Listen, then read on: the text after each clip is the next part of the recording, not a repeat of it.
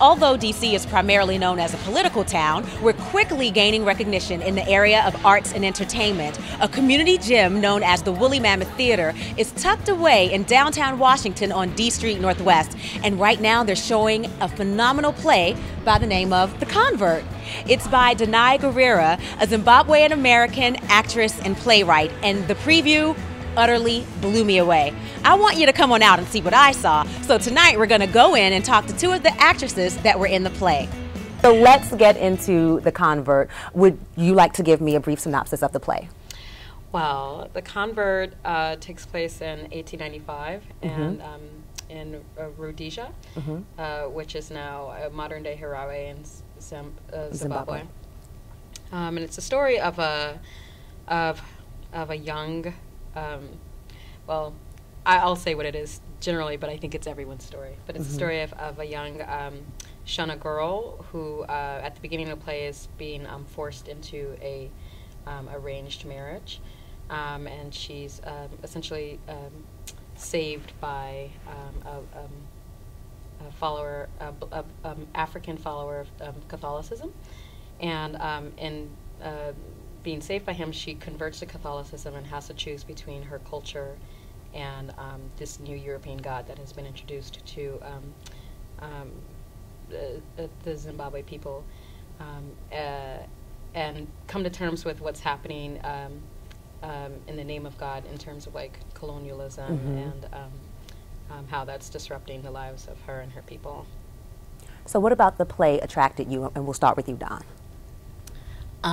Well, Danai Gurira is just such a tremendous writer, and you know, she's you got these big ideas and this his history, as Nancy so eloquently was expressing, and she has a way of writing it, and so it's such a personal struggle, a deep personal struggle of all these different characters that anybody can immediately connect to, and you're just gripped by it, and you fall in love with them, and you're terrified for them, and you want to see everything turn out well. And she's just so honest with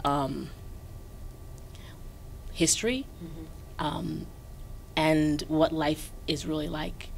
Because a lot of this, though it's historical, there's so many things that, meeting people after the show, they're relating to right now. So she has that way. She has that writing, and it's just a beautiful play. It is beautiful. What about you? Ditto. No, but it's for me as a person of color, as a person who's Haitian. And who's struggled to this day with what I identify as, Haitian or American, or what it feels like to have another country not occupy your country on paper, but they're definitely there. The presence is definitely quite strong. And to see a young woman of color who identifies as a Zim American create a piece like this is just incredibly inspiring.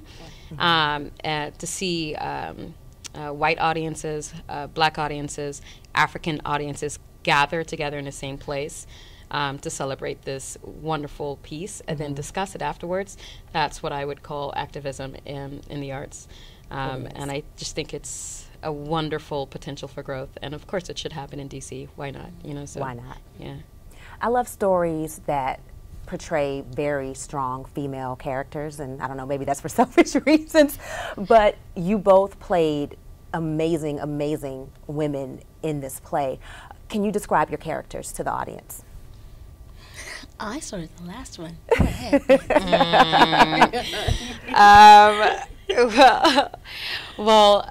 Jekasai, what I really love about how this particular character is structured, she starts off as Jekasai.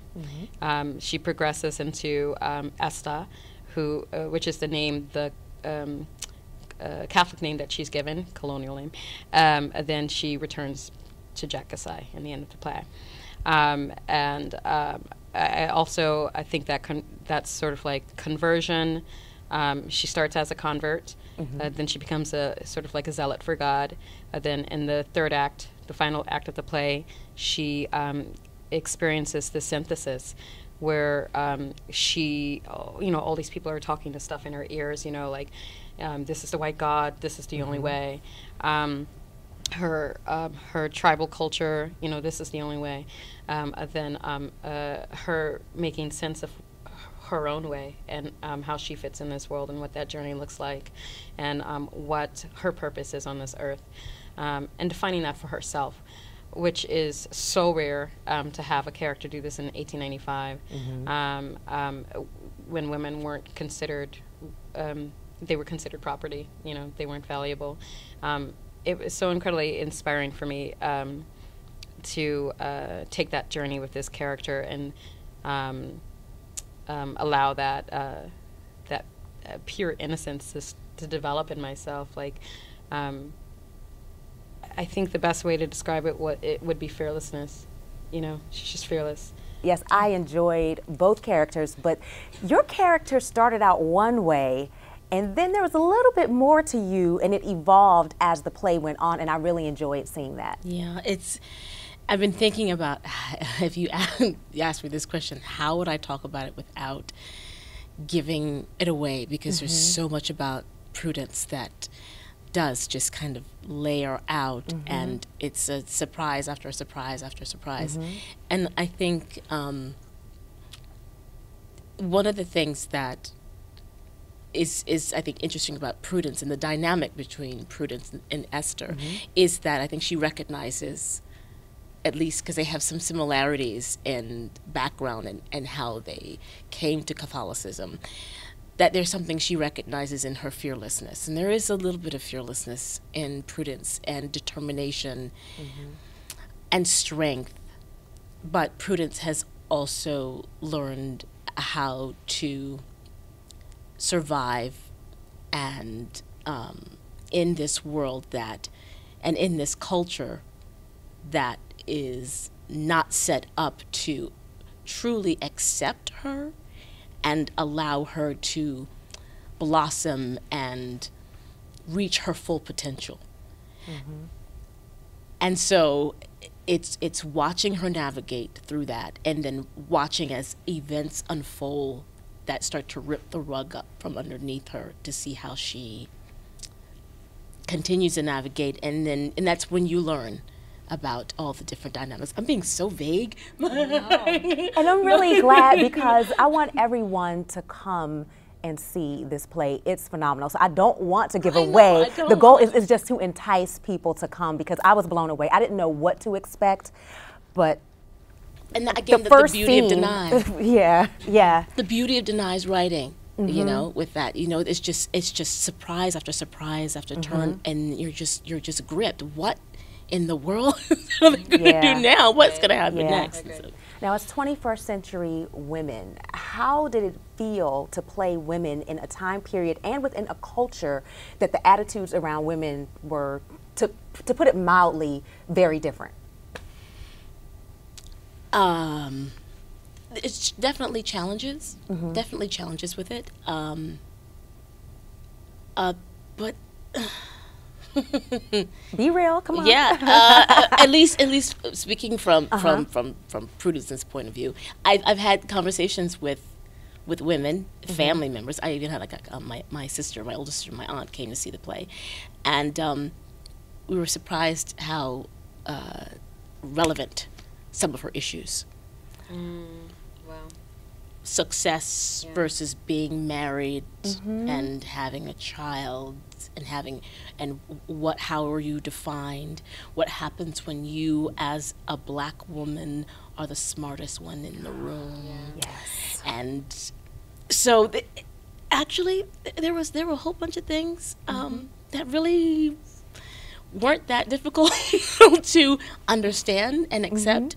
One of the things that, and we talked about this in rehearsal with Danai, was the limitations of expressing yourself, though, as a woman. Right. Like now, if someone wants to cross the line, I feel completely comfortable putting them back over the line. Exactly. But, with words and whatever I need to. But prudence and women, they had to find all these other tactics and ways to not aggressively defend themselves or make clear what is right and wrong and what's acceptable. And that part as an actor was exciting and challenging, because I wanted to go to my, my normal reaction. And I'm like, oh, I can't do that. That's not, that would not be accepted. And it's not a choice that the character in that time and place would make. Oh. Yeah, you had to be more savvy. Prudence was very savvy. Very much so. Now, you both played, well, actually, the play as a whole is very culturally intensive. I was in Zimbabwe in the 1990s, and seeing the play, I don't know what it was like in 1895, but I really felt like I was in Zimbabwe. The accents from the traditional Zimbabwean accent, I have to give you dap on that one. You hit it, Mama. Like, you nailed it. And just hearing the accents, hearing some of the language, and then hearing the British African come out of you, it was dead on. So what I want to know, well, first of all, congratulations. But I would like to know, what did you do to prepare for your role? Because that is not easy. You have to speak on that, because you speak. Yes, you did it. You did it. Well, I had a lot of. My accent is very strange. Period. I grew up on South Beach, so sometimes I sound like a surfer. I never surfed, but I sound like that because I grew up next to the beach. I'm Haitian, so a lot of my Creolisms come into my speech. I don't say all of my THs the right way, the traditional American way. So when I was learning the dialect, we were provided with two really amazing dialect coaches. A woman, Kimberly Jackson, who is from Zimbabwe, and Kimberly Kim Bay, I believe her name is. She's at Howard, and she helped us with the shape of our mouth when we would attempt some of these words. And Danai, who came was a big part of, important part of, vital part of the rehearsal process. And authenticity was really important to her and to us. So to have the playwright there to really help you emphasize and punch certain words, and really, I think what's most important about Shona dialect specifically is that so much of what they say is in their body. So if you don't put it in your body, you're not going to get the dialect. So I did that. I studied this woman. She's her name is Sekai Holland. She's the ambassador for peace in Zimbabwe. So I just watched every YouTube clip I could of her, because she's this really fierce woman, and she has these very hard R's, but she's quite educated, and she's just really, really great. It was courageous, and it was very honest.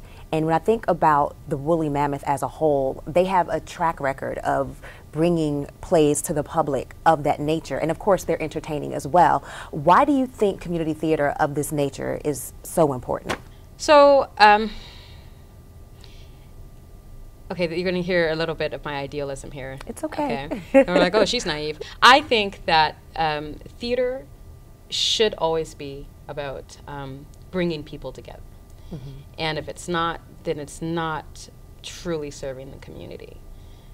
This should be Shakespeare, this should be Ibsen, this should be Pinter, this should be August Wilson. If theater is not about bringing people together, then you're not really being true to what Thespis, Greek theater was all about, where you can have the rich, the poor, the queens, the kings, all convene and see the same thing and then discuss it afterwards. They may not all go to the same bar, but the point is the issue is going to be discussed, okay? And when it's not, you do a disservice to the community. So that's point one. Point two is there's this amazing opportunity with the arts. So this, since we're speaking on theater right now, amazing opportunity to talk about really difficult issues. So in America in particular, we haven't dealt with all of our issues of, slavery, child labor laws, women's rights.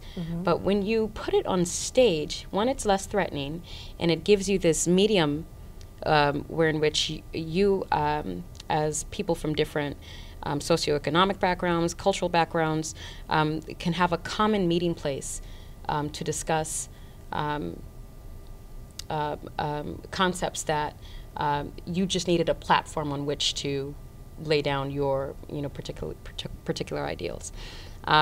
This is very difficult play, very intense themes, and there's no reason why I, Nancy Moricette, should be able to talk to a 70-year-old white woman about colonialism in Zimbabwe, and us being able to have a completely civil conversation, honest conversation, authentic conversation, but it's able to happen because of the piece. Okay. This is true. Yeah, so that's what I think.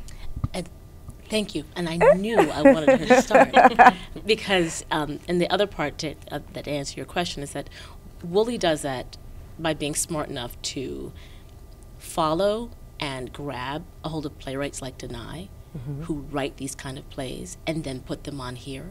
And then they have an incredible connectivity department, so that there are panels and talkbacks.